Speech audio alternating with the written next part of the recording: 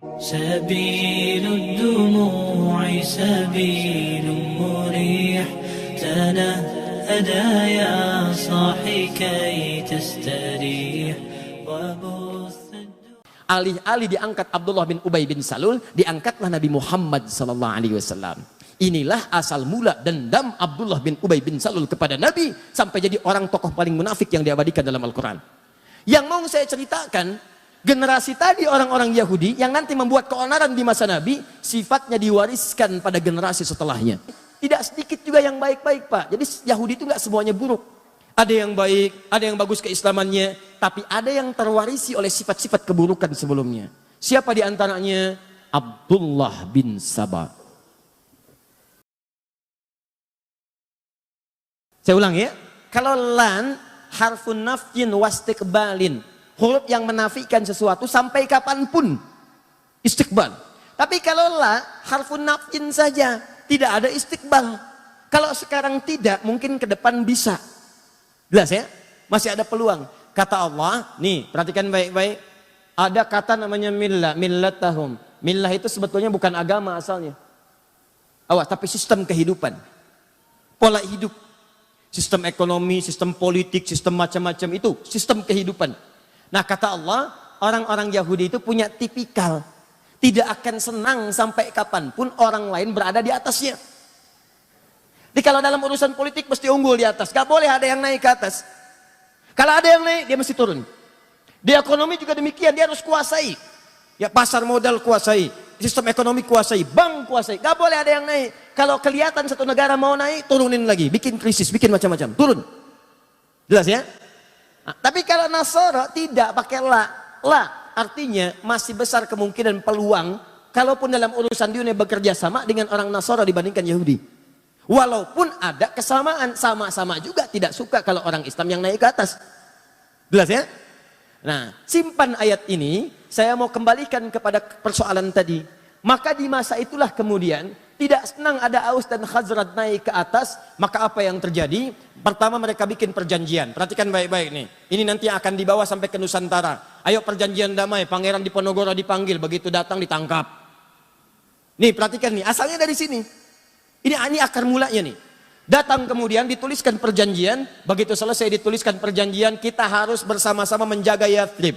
Kalau ada yang nyerang, kita bela sama-sama. Kita bekerja sama dengan baik. Baru dituliskan, belum kering tinta itu. Berapa masa setelahnya, kekhawatiran di kalangan mereka semakin memuncak. Diseranglah kemudian Aus dengan Khazraj. Dari belakang.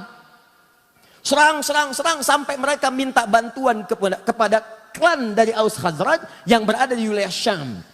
Syria dan Damaskus dan sekitarannya. Datang bantuan, dikalahkan, pukul, hancur orang Yahudi pada saat itu. Maka mereka mengajukan perdamaian. Kami damai aja, damai.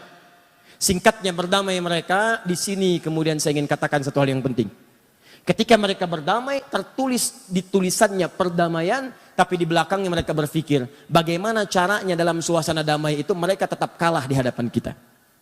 Maka dimunculkanlah satu isu. Difikirkan oleh mereka dengan teori yang kelak dipraktekkan oleh para penjajah di Nusantara ini dengan nama Divide et Impera. Diadu domba. Anda bayangkan, dombanya di Garut yang ngadinya orang Yahudi. Diadu oleh mereka. Maka dibikin isu, di Khazraj dibikin isu, di Aus dibikin isu perpecahan. Saling serang akhirnya, dari situ tumpahlah permusuhan besar sampai bertahun-tahun, puluhan tahun terus antar generasi. Kalau ada satu luka di Aus, mesti luka di Khazraj. Kalaupun lukanya mungkin cuma kepleset di jalan Aus, di sana pun mesti luka juga. Di istilahnya kalau di sini ada yang kepleset, sana harus kepleset juga. Di sini ada yang meninggal, sana meninggal juga. Sampai kira-kira berlangsung cukup lama, mereka bosan, mereka sadar kita sedang dikerjai nih oleh sosok-sosok yang tak nampak. Maka mereka putuskan kita harus punya satu pemimpin yang dengan pemimpin itu bisa mendamaikan kita semua. Maka mereka lihat kriterianya hampir ditemukan pada seorang bernama Abdullah bin Ubay bin Salul. Begitu mereka lihat di kriterianya ada nih. Tapi takdir Allah menetapkan lain. Di tahun itu ketika mereka akan merekomendasikan Abdullah bin Ubay bin Salul, sekelompok dari mereka pergi ke Mekah. Untuk datang, sebagian berniaga, sebagian menunaikan haji. Bertemulah dengan sosok mulia Nabi Muhammad SAW. Berbaiat kepada Nabi, disampaikan infonya ke suku mereka. Begitu disampaikan, dikirim utusan yang kedua. Nanti ada baiat kepada Nabi, ada baiatul ridwan dan seterusnya. Maka mereka mengatakan, kami sudah merindukan kau datang ke Madinah. Datanglah ke Madinah, maka kami akan angkat engkau sebagai seorang pemimpin. Singkatnya terjadi peristiwa hijrah dengan sahabat Abu Bakar, sampai kemudian ke Yathrib, datang ke Yathrib, belum jadi Madinah pada saat itu. Sampai datang itulah kemudian, kotanya berubah kemudian ditata oleh Nabi, dari Yathrib, masih terbelakang, masih banyak yang kotor, tata di suasana yang rapi, bersih. Sesuatu yang tertata, rapi, bersih dalam daerah dikenal dengan nama Madinah. Muncul cahaya-cahaya kebaikan. Ya, semua perilakunya bagus, auratnya bagus. Sesuatu yang muncul dengan cahaya kebaikan disebut dengan Munawwarah. Maka berubahlah kota itu menjadi Al-Madinah Al-Munawwarah. Alih-alih diangkat Abdullah bin Ubay bin Salul, diangkatlah Nabi Muhammad SAW. Inilah asal mula dendam Abdullah bin Ubay bin Salul kepada Nabi, sampai jadi orang tokoh paling munafik yang diabadikan dalam Al-Quran.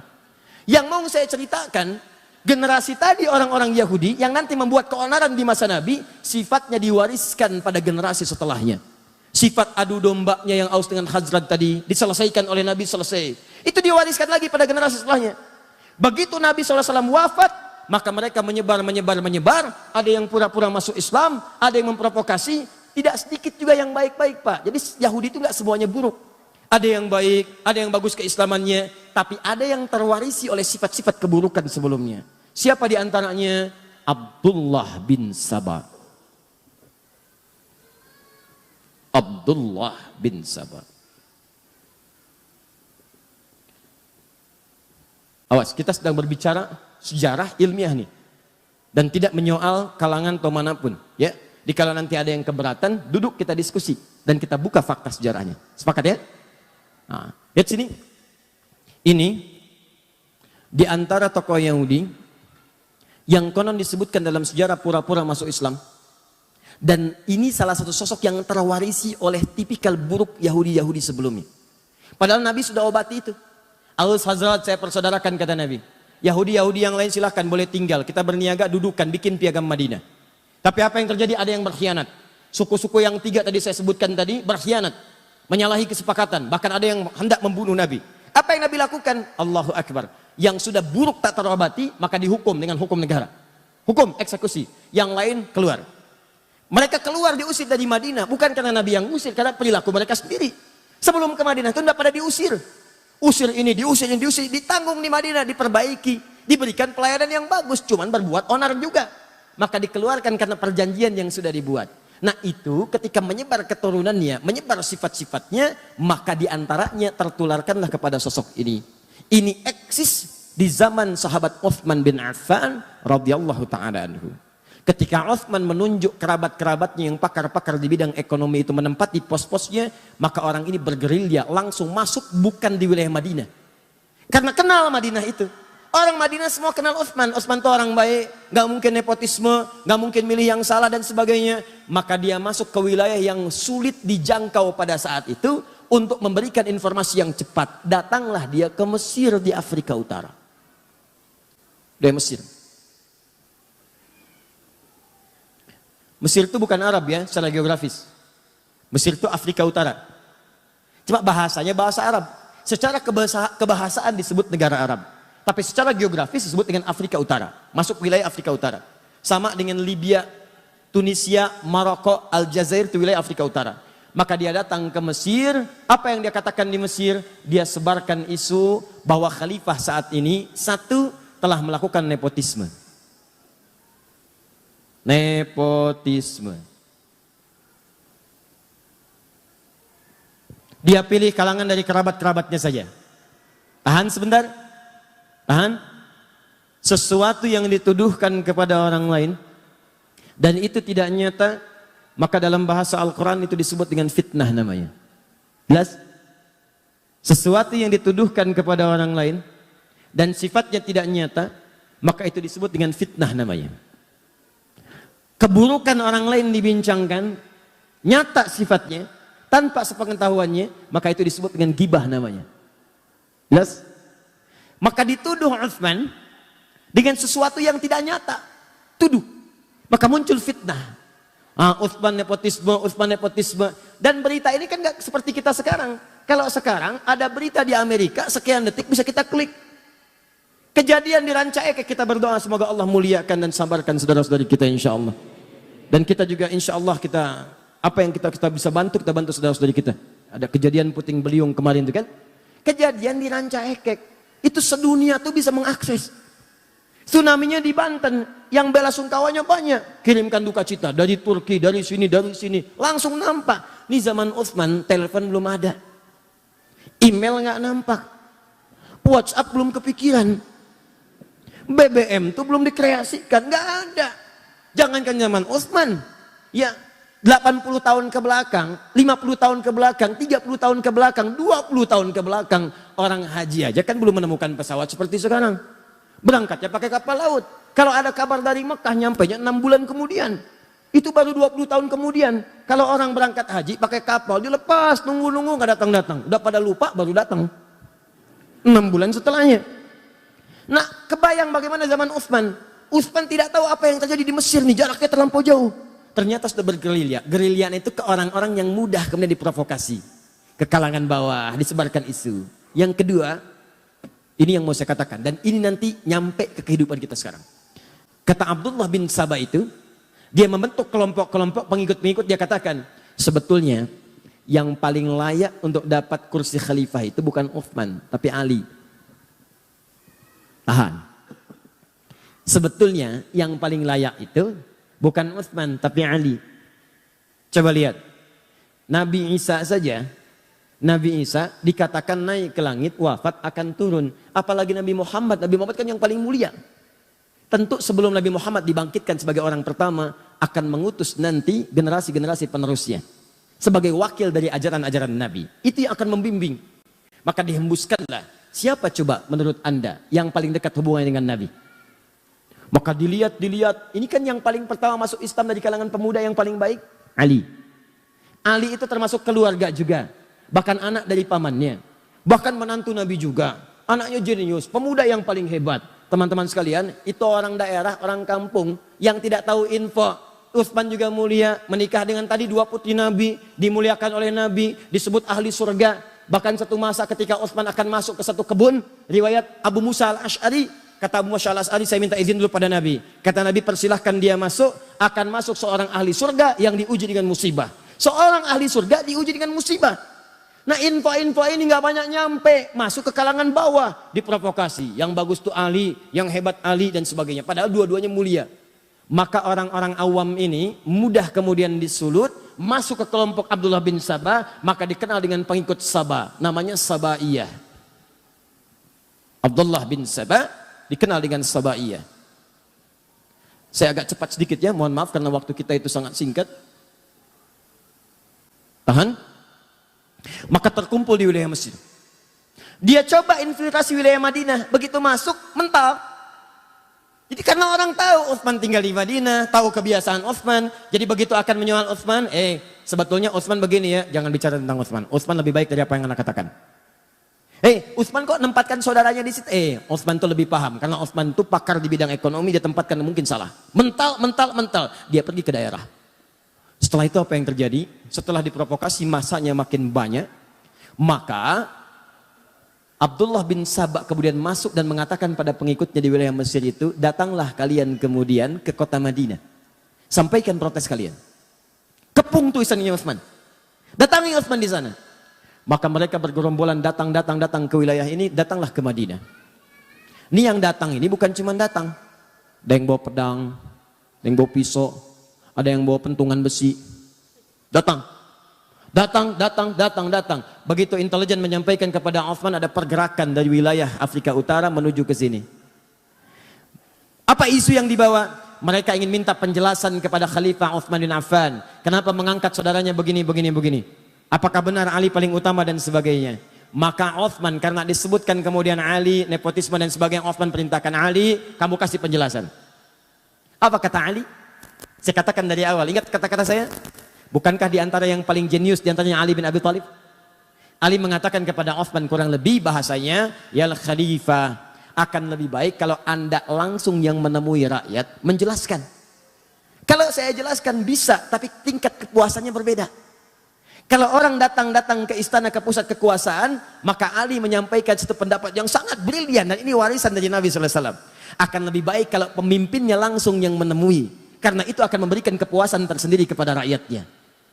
Utsman ketika mendengar usulan itu, bagus usulannya, baik saya akan temui. Demikianlah kalau di lingkaran sekitaran pemimpin ada orang-orang yang mengusulkan kebaikan, maka pemimpinnya akan ikutan baik. Beda kalau di sekitarannya ada orang-orang yang tidak baik. Orang dah datang berbondong-bondong, ini pergi. Ini jadi masalah.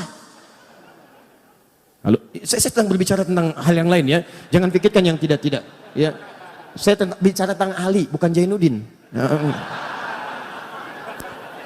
Ini contoh-contoh, bukan, saya nggak nyolong yang lain-lain, hati-hati.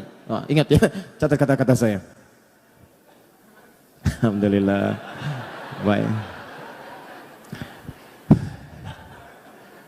Baik. Alhamdulillah. Sebetulnya inisiatif itu bagus. Tapi menghapus pada yang saatnya belum dihapus, itu yang masalah. Ya. Itu sampai jangkrik aja nyari, mana tulisannya katanya. Ini jangkrik Mekah nih, ada ke sini. Oh, lalat. Nih saya tulis lagi ya. Lihat nih. Quran surat kedua ayat 1. Kamu udah pindah dulu. Lihat sini. Udah ya. Oh, pindah langsung pergi. Ayo hapus lagi. Alhamdulillah. Sudah? Maka Utsman menerima usulan Ali bin Abi Thalib. Kemudian disampaikanlah, diterima itu semua. Ayo datang, terima dengan lembut. Kalau bahasa kita, kenapa kemari? Kami gak puas, marah tuh masa. Utsman tenang aja. Tenang aja, marah ini itu. Itu nggak ditahan tuh. Bawa pedang dibiarin, bawa pentungan dibiarin. Bahkan Utsman kasih pengumuman. Tidak boleh ada di antara semua keluarga saya, semua sahabat dan kerabat semuanya, yang kemudian menghunus pedangnya untuk melarang mereka. Menghunus pedangnya untuk bisa mencegah mereka. Biarkan mereka dengan pedangnya datang. Dan Utsman hadapi dengan kelembutan. Kembalikan ke sarungnya, kata Utsman. Maka Ali tidak mengeluarkan. Bahkan berkomentar, kalau saya ingin sekali jadi pembela Utsman pada saat itu. Tapi kalau saya keluarkan, maka saya jadi orang pertama yang bermaksiat pada pemimpin saya. Maka semua taat kepada pemimpinnya, sarungkan, masukkan kembali, biarkan mereka datang. Maka semua menunggu. Dan Utsman meminta, semua kerabat-kerabat yang ada dekat saya, pulang kalian ke rumah. Pulang. Karena yang akan diminta pertanggungjawaban saya oleh Allah, maka saya akan hadapi. Semua diminta pulang. Supaya Utsman ingin menunjukkan bahwa persoalan kebijakan ditanya, saya jelaskan sendiri. Dan supaya tidak terkesan bahwa Utsman itu beraninya kalau cuma ada teman-teman di sampingnya. Maka diminta pulang, tinggal keluarga intinya saya di istana. Datanglah orang-orang itu dengan jumlah yang sangat banyak, bahkan di riwayat disebutkan melebihi jumlah sahabat yang memang pada saat itu sudah ada di lingkarannya. Datang mereka, apa kata Utsman? Setiap ditanya, jawab. Setiap ditanya, jawab. Teman-teman, yang paling menarik, terpuaskanlah orang-orang ini dengan jawaban Utsman sampai mereka memutuskan untuk kembali ke Mesir. Tapi apa yang Anda tidak ketahui adalah, begitu Utsman melakukan dialog dengan masyarakat tadi, Abdullah bin Sabah mengintai apa yang dijawab oleh Utsman. Begitu melihat tanda-tanda orang-orang ini puas dengan jawaban Utsman, maka dia pergi lagi ke kerabat Utsman bernama Marwan bin Hakam. Dia sampaikan, ada orang-orang yang berniat memang mencelakai Utsman. Tuh lihat, datangnya aja bawa pedang. Datangnya bawa besi. Datangnya bawa pisau. Maka tolong kamu buatkan memo, dituliskan di kopnya, kop pemerintahan. Kop khusus untuk Utsman. Karena ini keluarga kerabat tidak tahu nih. Dan belum sempat klarifikasi ke Utsman karena tempatnya berbeda. Datang cepat tuh. Marwan kerabat, orangnya baik juga. Maka apa yang terjadi? Dituliskan di situ. Perintahkan kepada gubernur Mesir, ketika mereka datang sampai sana, tolong hukum mereka karena mereka berniat untuk mencelakai khalifah. Apa yang terjadi? Orang-orang ini kembali kemudian ke Mesir dengan perasaan yang sudah puas dengan jawaban Utsman bin Affan. Tapi di perjalanan mereka dibisikin lagi oleh Abdullah bin Sabah. Tahukah kalian buruknya Utsman bin Affan? Utsman itu beda dengan Ali. Utsman itu kalau di depan bilangnya A, di belakang bisa B. Kalau nggak percaya, kalian dititipin surat kan? Masa sih? Masa? Lihat. Oh ternyata ada satu kelihatan bawa surat. Begitu kelihatan coba buka suratnya. Mungkin buruk untuk kalian. Begitu dibuka, terbukalah kemudian di situ. Perintah untuk mengeksekusi orang-orang ini karena mencoba untuk membunuh khalifah. Maka mereka marah. Dikira Utsman yang melakukan tipu daya. Maka datang mereka kembali mengepung langsung tanpa bicara, tanpa apa-apa. Utsman, kamu penipu. Utsman, kamu pembohong. Datang langsung merangsak jumlahnya cukup banyak. Kembali ke istana. Begitu Utsman mendengar teriakan-teriakan itu, Utsman mengatakan, aku tidak pernah menulis itu. Kamu pembohong, kamu ini. Orang marah, Pak. Orang marah mah dikasih Indomie juga akan berhenti marahnya. Oh ini itu, bohong kamu, bohong ini, bohong itu. Tadi saya katakan dari awal, Utsman punya kebiasaan apa kalau sedang gelisah? Baca Al-Quran. Maka masuklah beliau kemudian ke ruangannya, baca Al-Quran. Apa yang dibaca sampai juga dengan ke Ali Imran ayat 173 dibaca, itu indah sekali maknanya. Sampai terus dibaca, ada yang menyebutkan riwayat bahwa beliau kemudian ketiduran, saat sedang tiduran bermimpi bertemu dengan Nabi SAW. Dengan Umar, dengan Abu Bakar As-Siddiq radhiyallahu ta'ala anhuma. Kata Rasulullah disampaikan, Abu Bakar menyampaikan, Umar menyampaikan. Terakhir kata Abu Bakar dan Umar, wahai sahabat mulia, kamu jangan dulu buka ya, nanti kamu bukanya bersama kita dengan Rasulullah SAW. Dalam keadaan puasa, sedang baca Al-Quran, bertemu bersama Nabi, Umar dengan Abu Bakar As-Siddiq radhiyallahu ta'ala anhuma. Apa yang terjadi? Kata Abu Bakar dengan Umar, kamu jangan dulu buka, nanti bukanya bersama Rasulullah SAW. Maka terbangun dari situ, sedang baca Al-Quran, tiba-tiba tanpa diduga ada orang-orang yang masuk menerobos, datang lewat jendela, ada datang lewat atas dan sebagainya. Ya, ada riwayat menyebutkan Ali yang mendengar situasi ada kekacauan langsung mengutus anaknya Hasan Husain berangkat ke sana, lihat apa yang terjadi. Kalau situasi tidak bagus, tolong jaga Utsman. Apa yang terjadi? Begitu sudah sampai sana, didorong Hasan dengan Husain menjauh mereka. Saat ada keributan keluar itulah beberapa orang naik ke atas, ada yang naik ke atap, ada yang masuk lewat jendela. Maka mereka langsung mendobrak, langsung masuklah ke kamar Utsman bin Affan. Ada satu orang pertama dikisahkan diberikan julukan dengan Mautul Aswad. Ya, seburuk-buruknya orang yang selalu lekat dengan pembunuhan. Maka datang dia pertama mencekik Utsman. Begitu dicekik Utsman bin Affan, tanpa tanya, tanpa kalimat, langsung cekik. Begitu dicekik, pingsan Utsmannya, jatuh, dikira sudah meninggal. Begitu kemudian ada gerakan lagi, datang lagi satu orang. Satu orang ini langsung mengeluarkan pedangnya, dia melakukan tebasan kepada Utsman bin Affan. Ya, lalu Utsman mengatakan, inilah darah pertama yang menghadirkan pembunuhan. Maka saat itu datang lagi yang lain menghantam. Gak terima dengan perkataan Utsman. Datang yang satu lagi, apa yang dia lakukan? Allahu Akbar. Maka orang ini mengeluarkan besi tadi yang saya katakan, potongan besi, maka ditusukkan. Ada yang mengatakan tusuk dari depan sampai tembus belakang. Dan dari nyanggutnya. Sampai kemudian ada yang merasa bersalah, dia pergi.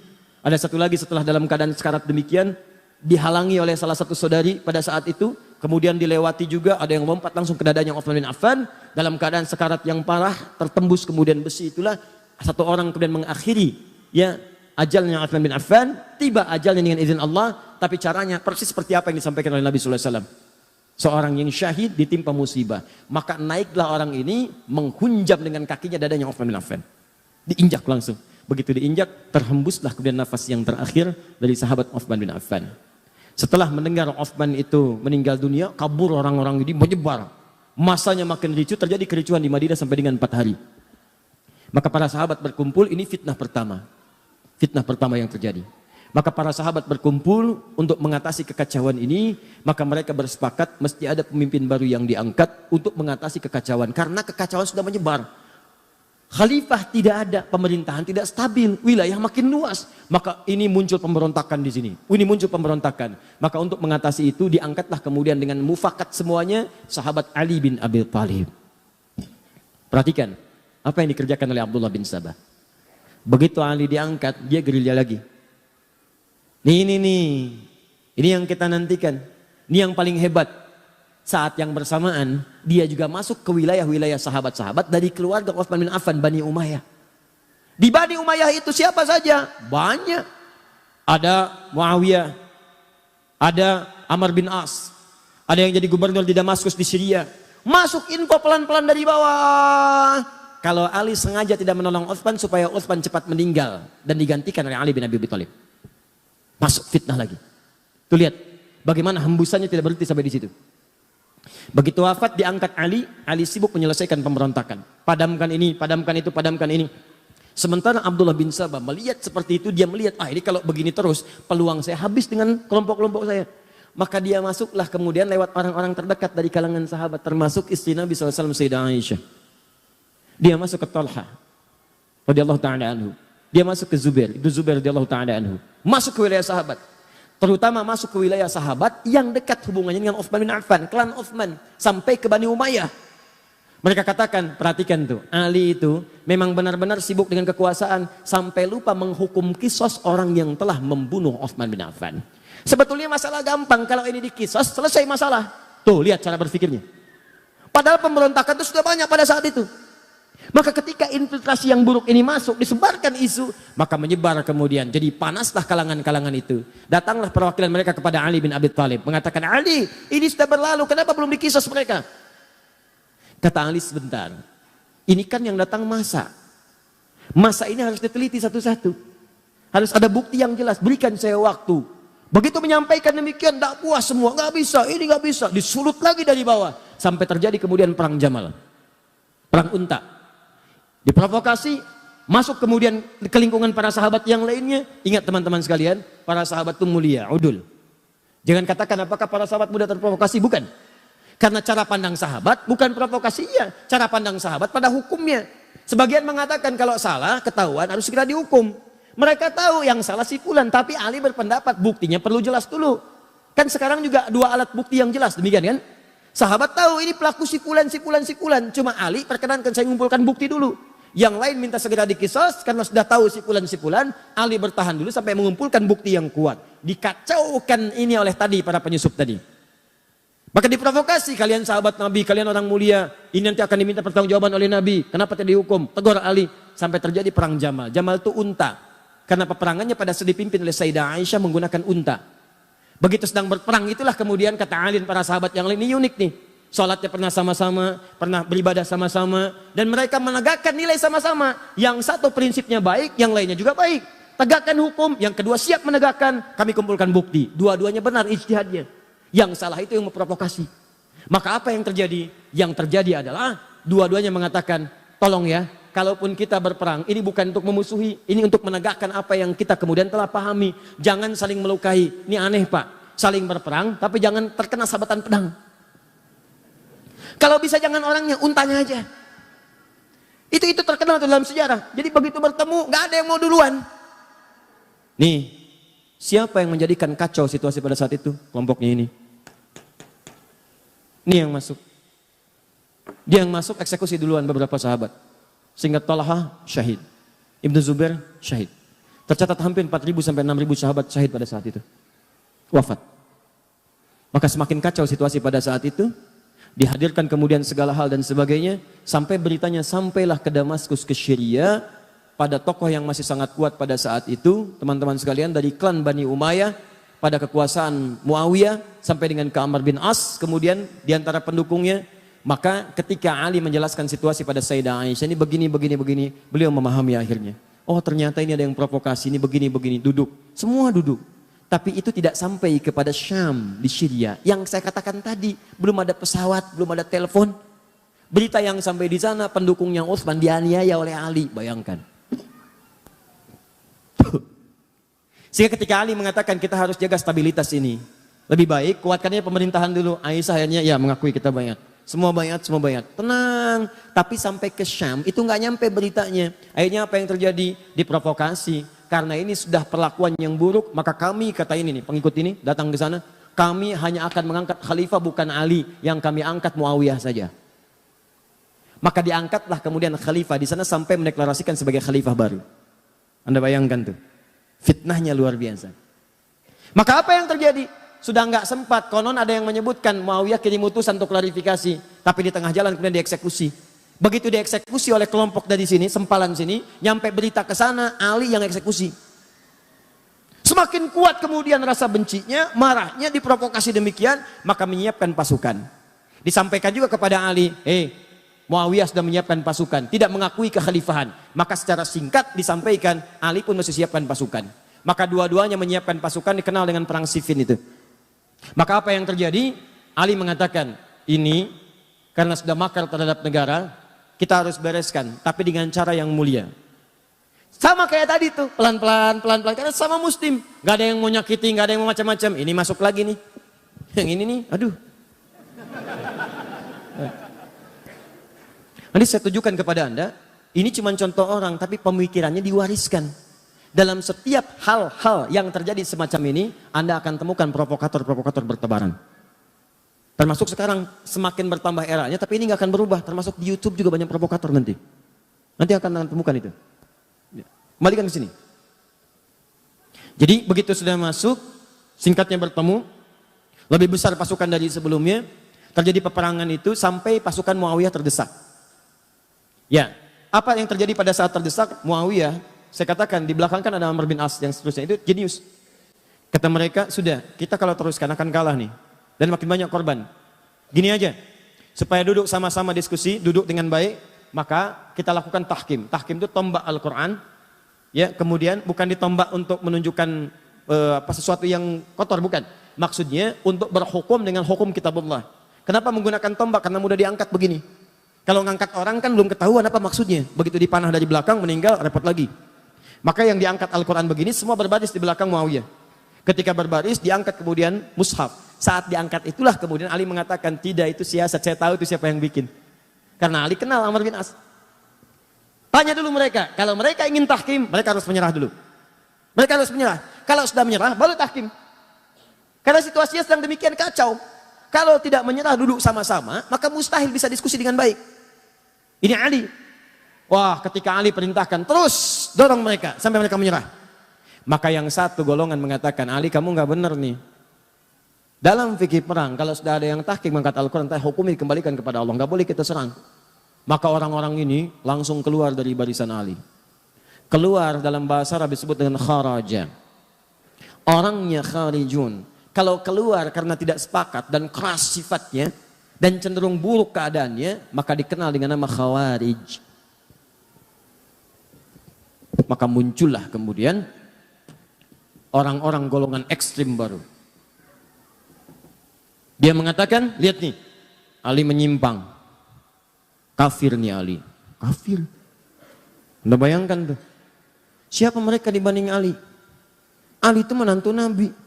Jaminan surga. Pemuda paling hebat, paling setia. Nyawanya dikorbankan bahkan untuk risalah Islam, bahkan untuk Nabi. Dalam peristiwa Isra Mi'raj, itu cuma ada 3 orang di rumah itu. Begitu akan berangkat kata Nabi, Ali, kamu tidur di tempat tidur saya ya. Saya dengan Abu Bakar akan hijrah. Kamu yang gantikan di sini. Itu tahu tempat tidur Nabi itu. Itu yang jadi tujuan. 100 orang pemuda pasukan khusus sudah ngintai, taruhannya nyawa. Ali masih muda, Abu Bakar sudah sepuh. Dengan Nabi mau berangkat. Apa kalimat Ali? Bala ya Rasulullah. Siap. Siap. Dengan nyawanya. Tidak pernah tertuliskan di buku sejarah manapun Ali protes. Misal ada kata-kata, ya Rasulullah, jangan saya, Abu Bakar aja yang tuaan dikit. Misalnya, enggak tuh. Ali, Abu Bakar begitu mulia. Teman Nabi, mertua Nabi, sahabat Nabi, hidup dengan Nabi, sehijrah dengan Nabi, wafat dikubur di samping Nabi, mulia. Hati-hati, karena nanti setelah ini akan ada yang mengadu domba dengan semuanya. Perhatikan baik-baik.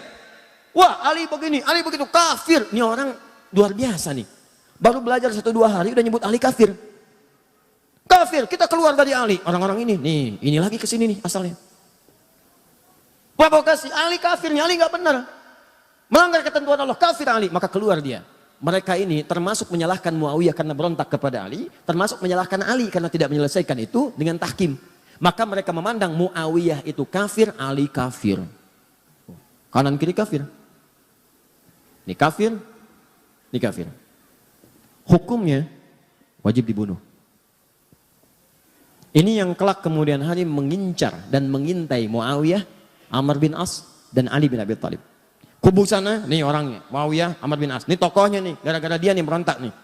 Sini lagi, ini Ali nih, gak mau bertahan dengan hukum Allah. Bunuh, habisi semua. Maka mereka kembali disiapkanlah kemudian eksekutor. Dilihat di mana Muawiyah, di mana Amr bin As, di mana Ali. Maka disiap-siapkan pada satu subuh, direncanakan pembunuhan. Cuma takdir berkata lain. Ali datang ke masjid untuk menunaikan sholat. Muawiyah konon diriwayatkan sedang sakit tidak bisa berangkat. Amr bin As bisa mengelak. Maka gagal pembunuhan kepada Muawiyah dan Amr bin As. Dan Ali kemudian wafat dalam tusukan-tusukan yang telah disiapkan oleh golongan-golongan ini. Kelak golongan ini bertransformasi, mewariskan pemikiran-pemikiran mereka, walaupun kelompok-kelompoknya itu tidak nampak ke permukaan. Sedikit tapi doktrin dia begitu jahat. Pokoknya kalau beda dengan mereka, kafir. Nih. Dan hukumnya bunuh, eksekusi, bom, apapun itu. Mau bom panci, bom kulkas, bom ini, bom itu, pokoknya harus mati. Terus sekarang tuh, makanya hati-hati ya. Saya ingatkan hati-hati nih. Ini yang saya mau katakan. Kita masuk kepada intinya. Ini termasuk tantangan dakwah di masa kini. Kalau Anda ikut pengajian, ikut taklim, dikit-dikit orang lain kafir. Dikit-dikit orang lain kafir. Wajib hukumnya dibunuh. Orang tua sendiri kafir. Wajib hukumnya disembelih. Tolong mikir dulu. Pikirkan dulu. Itu orang tua melahirkan antum. Mohon maaf ya, mohon maaf. Quran aja mengatakan, ini Al-Quran loh. Quran surah 31 ayat ke-15. Sekalipun antum ada yang masuk Islam, orang tuanya belum muslim. Antum duluan muslim misal, itu tidak boleh Anda menyakiti orang tua dalam urusan dunia. Dalam urusan akhirat silahkan beda-beda. Kalau diajak boleh nolak. Tapi dalam urusan dunia jangan sekali-kali Anda menyakitinya. Apa kata Allah? فَإِنْ جَاهَدَاكَ عَلَىٰ أَنْ تُشْرِكَ بِي مَا لَيْسَ لَكَ بِهِ عِلْمٌ فَلَا تُطِعْهُمَا. Kalau ada orang tua masih non-muslim mengajak kepada perbuatan syirik, ngajak kamu ibadah lagi seperti mereka, kamu tolaklah dengan cara yang lembut. Jangan ditaati. Lihat. Wasahibhuma fid dunya ma'rufa. Tapi selama kamu hidup di dunia, maka perlakukan mereka dengan perlakuan yang indah. Kalau punya gaji lebih, berikan hadiah. Kalau punya makanan, bagi. Kalau punya rezeki melimpah, bagi. Dan saat itulah doakan kepada Allah supaya mereka mendapat hidayah. Tiba-tiba datang golongan ini mengatakan, kamu muslim ya? Muslim. Orang tua kamu kafir tuh, bunuh. Ini yang bahaya. Halal darahnya, tumpahkan darahnya. Ada orang pengen minta pendapat ke pemimpin, datang ke istana. Tumpahkan darahnya. Anda siapa? Nah ini kayak gini nih, tembak, bom, ini semua. Datang kemudian, ke Jalan Tamrin, bawa mobil, dar meledak. Itu yang dibom siapa? Yang meninggal siapa? Dan semua bertentangan dengan hukum Al-Quran. Katanya Anda berpedoman pada Quran. Kata Quran, buka kembali ayatnya teman-teman sekalian. Lihat lagi ayatnya. Siapa yang sengaja merencanakan pembunuhan? Wa may yaqtul mu'minan muta'ammida fajaza'uhu jahannam. An-Nisa ayat 91 sampai 92 itu. Siapa yang merencanakan pembunuhan pada satu orang sengaja apalagi dia beriman, maka balasannya neraka jahannam. Khalidan fiha, kekal di dalamnya nggak pernah keluar.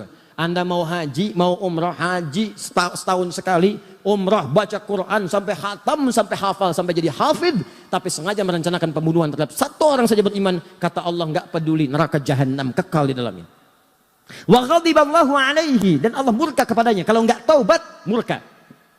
Anda tidak disukai di Soreang, pindah Ranca Ekek. Nggak disukai Ranca Ekek, pindah Kota Bandung. Kota Bandung nggak suka, pindah lagi Bekasi. Banyak harapan di Bekasi, harapan indah, ujung harapan, sampai ke Duta Harapan dan seterusnya. Tidak disukai di sana, pindah. Di Indonesia nggak disukai, pindah. Tapi kalau Allah tidak menyukai Anda, mau pindah kemana? Wala'anahu, dilaknat dia, wa'adalahu adzaban 'azima, dan dijanjikan siksa berkali lipat. Pertanyaan saya, orang beriman yang mana yang mau punya cita-cita masuk neraka jahanam? Makanya tolong dipikir dulu. Kalau ada yang ngajak-ngajak bom ini, bom itu, masuk markas polisi, bom, bu. Itu di sana banyak orang-orang beriman, masuknya musola juga. Masuknya masjid juga. Ini masjid diror. Masjid diror dari mana? Apa kriterianya? Lihat dulu. Bahaya orang kayak gitu. Itu waktu kejadian bom Jalan Tamrin itu. Saya di Lampung langsung ditanya, Ustadz, apakah bom di Jalan Tamrin termasuk jihad fisabilillah? Saya bilang, Pak, sependek pengetahuan saya, jihad fisabilillah itu jihad di jalan Allah, bukan di Jalan Tamrin. Kaidahnya lain, Pak. Nah, paham ya? Kemudian ketika mereka keluar dari barisan Ali itu disebut dengan Khawarij dan melahirkan paham tadi. Jadi hati-hatinya kalau pengajian itu ada yang begitu. Ya, ini hati-hati nih, tembak, bom, bunuh ini tanpa alasan, maka itu yang bahaya. Dan itu sekarang diciptakan. Tahu orang-orang tahu. Karena yang buat dulu ini nih sama juga dibikin lagi kelompok-kelompok. Diciptakan di bawah. Ini doktrinnya dibawa lagi. Yang bikin siapa? Yang paling bahaya bukan umat Islam. Dibawa oleh orang-orang punya kepentingan untuk mencitrakan Islam itu buruk. Diciptakan golongan semacam ini, dikirim kemudian, kirim ke Syria, kirim ke ini, kirim ke itu. Muncullah kemudian orang-orang ekstrim. Tembak, bom, ini hancurkan. Makam dihancurkan, ini dihancurkan. Di mana ada ajaran Nabi menghancurkan makam? Itu paling bahaya. Hati-hati kalau ada ajakan-ajakan tuh di media sosial. Datang ke Syria, datang ke ini, datang ke itu. Tapi yang Anda lihat itu seperti ini nih. Ciri-cirinya begini. Hidup Anda itu sudah tidak berarti. Oh, tidak berarti, enak aja. Ya. Kalau tanpa ridha Allah Subhanahu, benar sampai situ, tapi kata Ali, kalimatul haq urida bihal batil. Kata-katanya benar, cuman maknanya digeserkan kepada yang buruk. Di brainwash. Seakan-akan ini yang harus dilakukan. Jelas? Hati-hati dengan ini ya. Kalau saya akan tegas pada sesuatu yang bisa beresiko tinggi dalam kehidupan akhirat. Paham ya? Ya. Nih, yang lain membela Ali. Kamu yang salah, kamu yang salah, kamu yang salah. Kalian keluar, kalian tidak setia, kalian nggak benar. Kami akan bela pemimpin kami. Pembelaan yang kuat dari satu kelompok, kuat sekali. Itu dalam bahasa Arabnya setia. Setia betul membela. Dalam bahasa Arab disebut dengan syiah. Pembelaan yang sangat kuat. Tasyayyu', membela dengan kuat pada satu hal yang dibela dengan segenap jiwa dan raganya. Ini disebut dengan syiah. Jadi asalnya syiah itu bukan aliran pemikiran. Bukan aliran dalam akidah. Bukan aliran dalam ibadah. Asalnya faksi politik. Nah, cuma nanti aliran ini disusupi lagi sama ini. Ih, jangan dihapus. Bahaya ini. Karena antum hapus pun gak akan berpengaruh kepada perilakunya. Ingat itu. Datang lagi. Nyusupin lagi. Apa yang dikatakan oleh orang ini? Kalian bagus. Tuh, bagus sekarang. Tadi sekarang pengkhianat. Sini pengkhianat, sini bagus. Memang Ali itu sebenarnya titisan Nabi. Titisan. Dan memang wajar. Setiap pemimpin itu harus mewariskan generasi setelahnya. Setelahnya ada lagi, setelahnya ada lagi. Mesti ada imam, sholat aja ada imam. Coba, kalau sholat nggak ada imam. Jamaahnya kan nggak sah. Mesti ada imam. Maka memang yang paling bagus itu sebetulnya keturunan Ali. Setelah Ali ada Hasan, angkat aja Hasan. Setelah Ali ada Hasan, ada Husain. Setelah itu ada ini, ada itu, ada itu. Terus kamu urutkan. Bukankah kamu ingat Nabi Isa kan ada 12 penolong. Namanya kaum Hawariyin. Ali juga akan punya 12 keturunan. Imam-imam hebat itu yang akan mendokong dan meneruskan kepemimpinan Nabi setelah itu. Maka dikenallah dengan 12 imam. Nah, setelah itu muncul, masuk sampai dikultuskan seakan-akan Ali itu naik bahkan di atas Nabi. Bahkan ada salah satunya nanti pecah sektenya. Bahkan ada klaim mengatakan sebetulnya malaikat Jibril itu salah ngirim wahyu, harusnya ke Ali. Nah, ini nih. Di mana cara berpikirnya? Sampai mengkultuskan tingkat sampai ke situ. Akhirnya termakanlah kemudian sebagian ini. Terutama setelah Ali memindahkan wilayah kekuasaannya ke Kufah. Ke Kufah, itu kan Kufah wilayah Persia, Irak. Disusupin lagi, gampang disusupin tuh. Padahal orang-orang itu mengatakan setia, siap ini, datang lagi ini, masuk lagi, gini, sampai kultuskan Ali. Sampai terjadi mereka sendiri yang mengkhianati Ali. Mereka sendiri yang kutus orang untuk bunuh Ali. Mereka sendiri nanti yang akan melakukan hal yang sama kepada Al-Husain. Itu wafat kemudian di Karbala dan sebagainya. Apa yang terjadi? Begitu paham-paham ini disusupkan ke sini, saya agak cepat saja ya.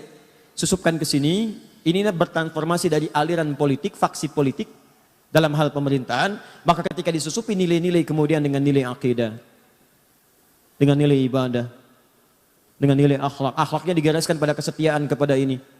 Ali termasuk Ali bait, Ali termasuk ini, termasuk itu dan sebagainya. Kita sepakat Ali mulia. Ali mulia. Kata sahabat Nabi, menantu Nabi, keluar kita muliakan.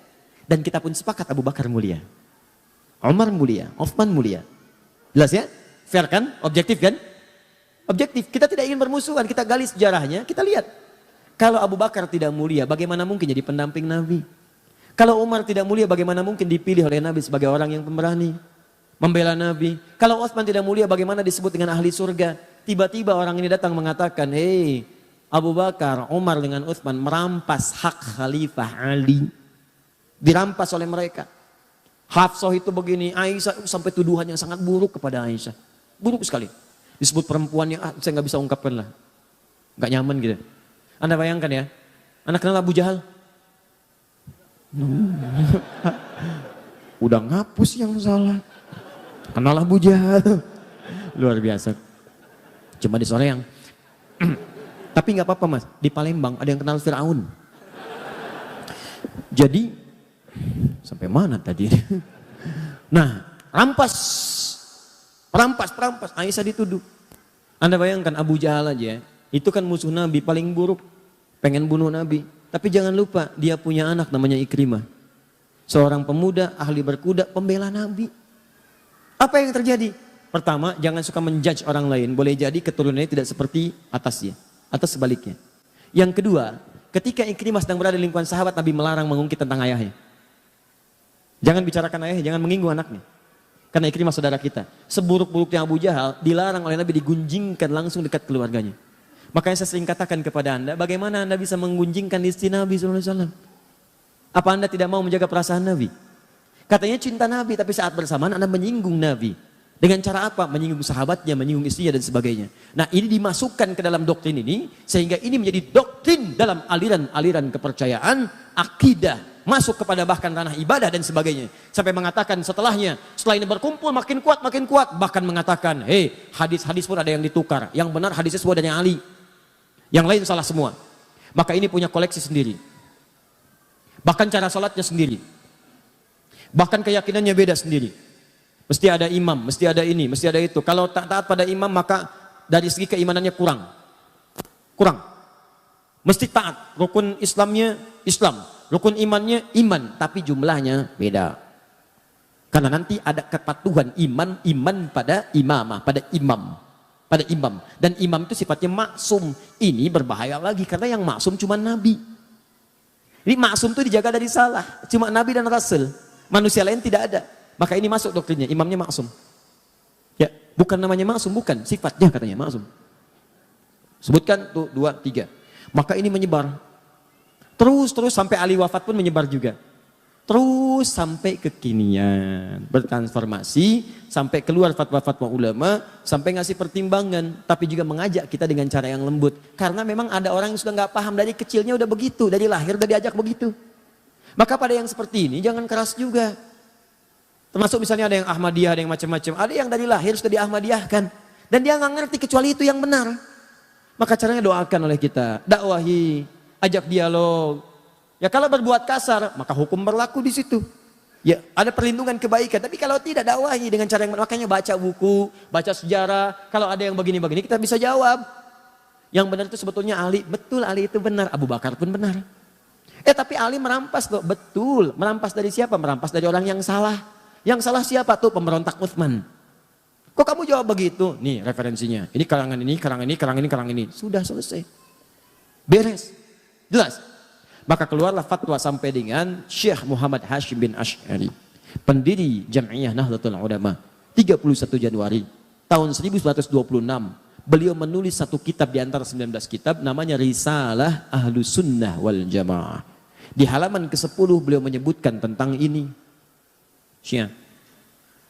Kata beliau di halaman 9-nya, Faslun fi dhuhuril bid'ah fi ardi Jawa. Pasal tentang awal munculnya bid'ah di tanah Jawa. Bid'ah di sini bukan fikih, bid'ah tentang akidah. Firqah namanya. Kalau fikih madhab, kalau akidah firqah. Akidah itu udah ke aspek keyakinan. Kalau fikih tata cara ibadah. Maka kata beliau, sejak tahun 1330 Hijrah, sebelum itu semuanya udah jelas. Madhabnya Ahlus Sunnah wal Jamaah. Wilayah Jawa itu madhabnya Al-Imam Asy-Syafi'i. Sebutkan semuanya. Sampai tiba-tiba muncullah kemudian, entah datangnya dari mana, aliran-aliran yang menyimpang. Siapa di antara mereka? Halaman 10 paling bawah, lihat. Baris 1 sampai dengan 3. Wa minhum rafidhiyuna. Di antara mereka yang menyimpang itu yang masuk ke tanah Jawa, itu awal masuknya 1330 Hijrah. Sekarang 1440 Hijrah. Berarti berapa tahun yang lalu? 110 tahun. Di 110 tahun yang lalu. Kalau sekarang 2019, berapa tahun yang lalu?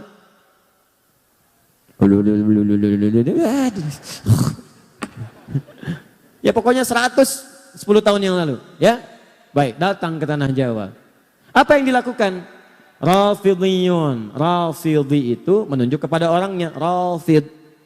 Sifat yang disebut Rafidhah. Apa Rafid itu? Menolak dengan cara yang kasar. Ya, radda, menolak. Tapi menolak dengan cara yang kasar, rafadha. Minum mas. Terima kasih, itu lembut. Ini minum mas. Non cianawan aing. Oh, luar biasa. Siawani ka aing, siawani aing sieun. Oh, pokoknya. Oh, itu rafadha namanya. Itu mas. Oh, begitu ditolak, orangnya namanya Rafid.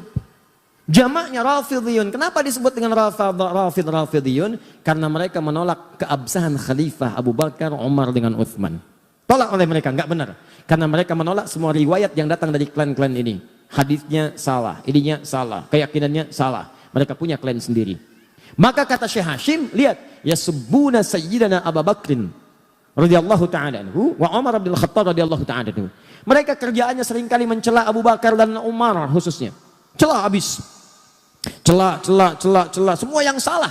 Anaknya Abu Bakar cela. Pokoknya perlakuannya buruk gini. Hafsah anaknya Umar cela juga. Nggak layak jadi istri Nabi. Bahkan disebut Nabi itu dijebak. Bagaimana Nabi bisa terjebak? Perempuan tidak baik. Bagaimana Nabi bisa menikah dengan perempuan yang tidak baik? Ini kan akal kita aja menolaknya. Coba Anda bayangkan. Tolong ya, pakai sedikitlah kecerdasan kita. Kita itu manusia, 90% akal kita itu, otak kita 90% cerdas. 5%-nya jenius. Lambat 5%, lambat itu bisa pindah naik. Tolong dari 90% pakai 1% aja. Masa iya Nabi ditipu sampai menikah dengan perempuan yang tidak baik? Bagaimana Allah bisa mengizinkan itu? Nabi kan maksum. Coba kita sadari dengan baik itu. Maka apa yang terjadi setelah itu? Dimunculkan ini semua. Kata Syekh Hashim, hati-hati dengan aliran ini. Wa yubaliguna hawa Sayyidina Ali bin Abi Thalib radhiyallahu ta'ala anhu. Dan mereka terlampau mengkultuskan Ali bin Abi Thalib. Kata beliau, kita menghormati Ali. Beliau keluarga Nabi, kita menyayanginya. Kita bersalat kepada Nabi dan keluarganya. Kita juga menyayangi Abu Bakar, disebutkan hadis-hadisnya. Menyayangi Umar disebutkan hadisnya. Hadis tentang berprasangka baik pada sahabat. Hadis berbuat baik pada sahabat. Bahkan beliau menukil hadis halaman 11 di pertengahan. Apa yang beliau katakan? Lihat, kata Nabi, mengutip kata-kata Nabi. Kalau Rasulullah SAW akan bersabda, apa yang beliau sampaikan? Akan datang pada satu masa bagi kalian. Akan datang di satu masa bagi kalian sekelompok orang yang mereka senang mencela sahabat-sahabat saya. Hadis selesai. Jika Anda menemui mereka, lihat ini. Fala tusalli bihim wala tusalli ma'ahum. Jangan sholat dengan mereka, jangan disolatkan oleh mereka. Maksudnya mereka jadi imam, kalian makmum. Jangan berjamaah dengan mereka. Fala tunaqiuhum, jangan besanan dengan mereka. Tuh. Awas tuh. Keras sekali kalimatnya. Keras. Bahkan nanti ada nada-nada ancaman. Itu hadis Nabi disebutkan. Maksud beliau menampilkan ini ada perbuatan yang salah. Beliau bukan memaksudkan mencela orangnya. Nabi bukan memaksudkan memburuk-burukkan orangnya, bukan. Maksudnya waspada, ini aliran sangat bahaya. Bisa memecah belah, bisa ribut nantinya. Maka cara kita adalah balas dengan cara-cara terbaik dengan menerangkan. Ini loh maksudnya awalnya begini. Paham ya? Nah, maka kalaupun ada di sekitaran kita yang seperti itu, pertama kita berdoa kepada Allah. Semoga mendapatkan hidayah untuk jadi baik dalam kehidupan. Yang kedua, kitanya pun belajar, baca lagi, baca sejarah, sehingga ketika nanti diskusi kita punya argumentasi, terangkan. Kalau sudah kita terangkan gak mau juga, itu pilihan masing-masing. Jelas ya? Dan itu dijamin oleh negara, pasal 29 ayat 2. Negara menjamin kemerdekaan tiap-tiap penduduk untuk memeluk agamanya masing-masing dan beribadah meluk agama dan kepercayaannya itu. Jelas ya? Nah, maka ini tantangan dakwah yang kedua selain tadi Khawarij. Kenapa saya sampaikan ini teman-teman? Karena ini kekinian bertransformasi dan banyak bertebaran di sekitaran kita sekarang. Saya tanya, ada paham-paham yang gampang mencap kafir yang lain? Ada, bahkan sekarang lebih dahsyat. Kalau dulu mikir-mikir dulu, bunuh, itu mikir dulu. Sekarang begitu mudahnya. Tebar bom, tebar ini, tembak, eksekusi dan sebagainya. Dan yang paling berbahaya, gerakannya masif lewat media sosial sekarang. Tahukah Anda? Saya beberapa pekan ke belakang ini sedang menyelesaikan kasus-kasus ini, masuknya ke pesantren. Anak-anak pesantren. Bahkan sempat saya duduk satu ruangan, kumpul anak pesantren. Pertanyaannya udah ada list mereka, hampir semua sama begitu. Ya, ini disebutkan, ini zalim, ini zalim, ini zalim. Berlaku hukum mati, berlaku, ya Allah. Saya lihat pelan-pelan, dari mana tahu ya? Dari Quran sini, Quran surat berapa? Ayat berapa? Nah, ayat sebelum itu apa? Ayat setelah itu apa? Riwayat dari siapa? Saya tuliskan. Kamu ini hafal Quran juga tidak, bacakan nggak mampu, bisa menyimpulkan hukum, tahu dari mana? Saya terangkan nih, Qurannya nih, ini ayatnya begini, buka mushafnya, lihat mushafnya, halaman sekian, paling kanan sebelah bawah, lihat sini nih. Sebelumnya ini, kaitannya dengan ayat yang ini, kaitan sebelumnya ayat yang ini. Untuk menafsirkan ada namanya siyak, ada lihak, ada sibak. Ustaz apa itu lihak? Lihak itu bukan saudara kamu, lihak itu ini nih. Siyak itu ini, terangkan. Setelah itu baru, oh bukan oh, salah itu.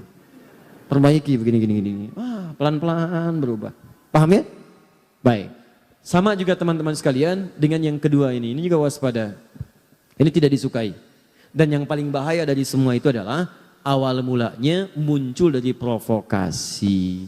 Provokator itu termasuk kalangan orang-orang munafik, itu yang langsung diisyaratkan oleh Al-Quran. Yang paling dahsyat tidak disebutkan nama-namanya. Dalam kaidah tafsir disebutkan kalau ada informasi tidak disebutkan nama, tokoh, tempat dan kejadiannya, ini menunjukkan kejadian itu akan berlangsung kembali di masa depan dengan tokoh-tokoh yang berbeda.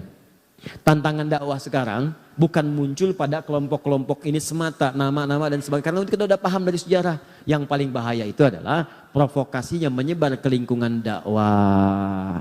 Dulu Ali disampaikan provokasi, diadu dengan Utsman, diadu dengan Sayyidah Aisyah, diadu dengan Tolha. Mereka ulama, paham fikih. Sekarang ulama juga diadu, ustadz diadu, masuk ke YouTube, ustadz Adi diadu dengan ustadz lain, potong videonya, hajar 1, 2, 3, dimunculin tuh. Ah, itu juga sama, provokator.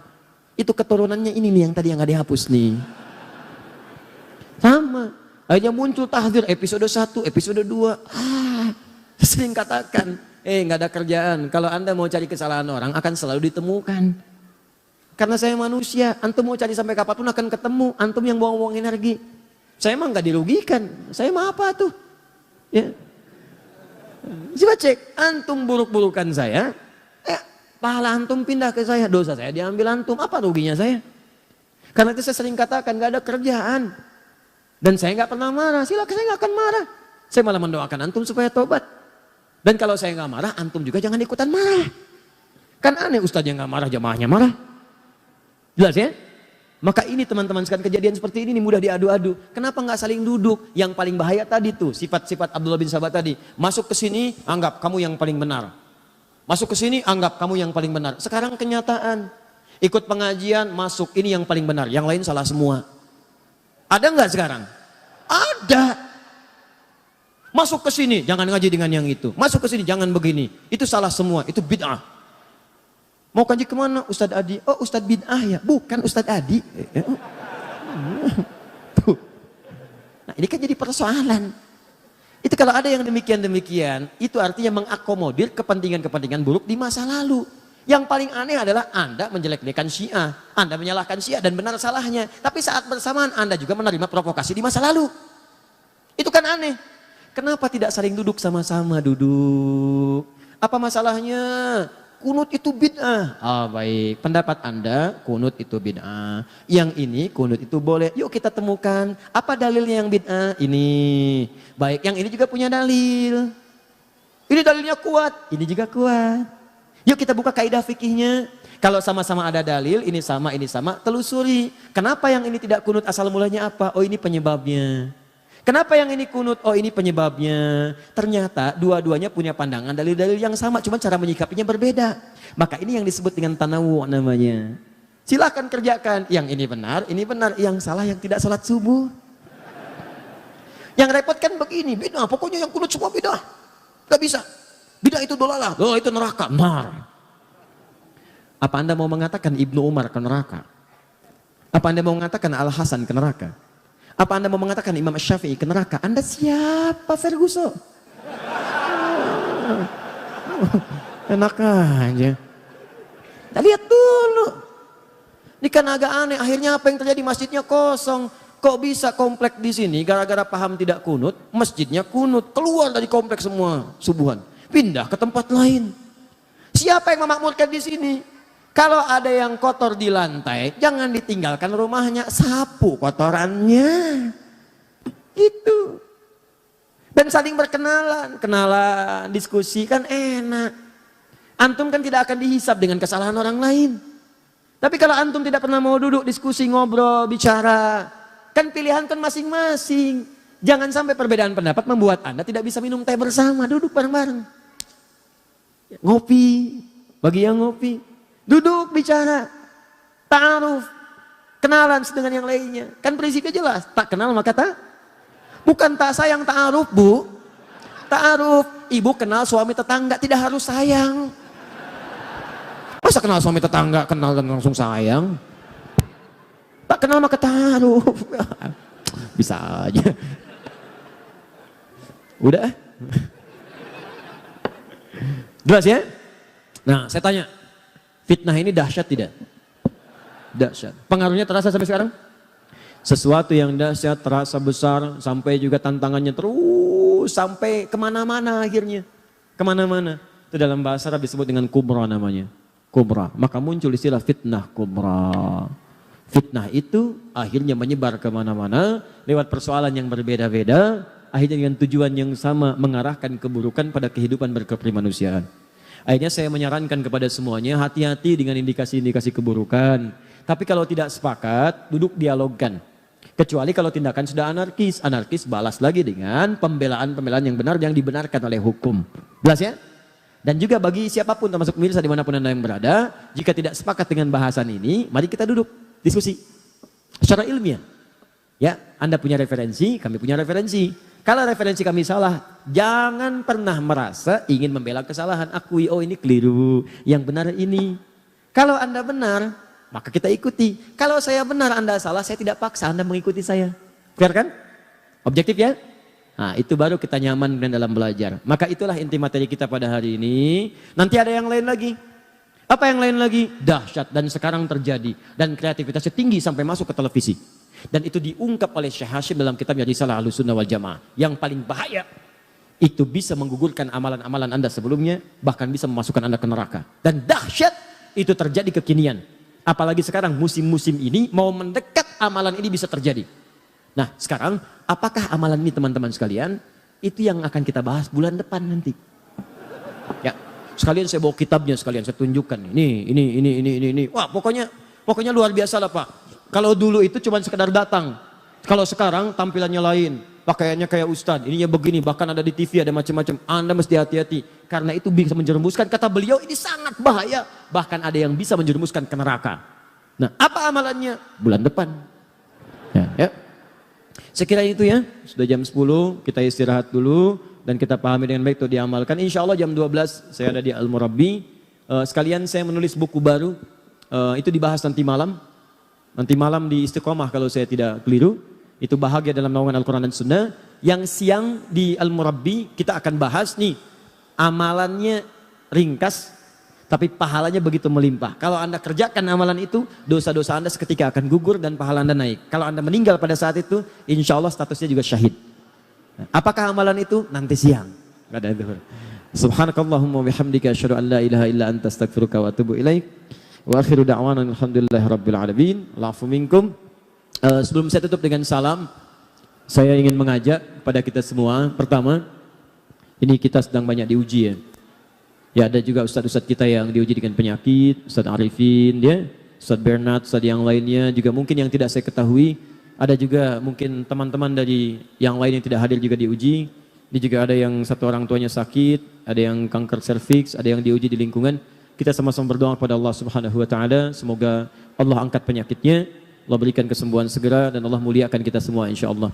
Allahumma taqabbal minna innaka antas samiul alim wa tub alaina innaka antat tawwabur rahim.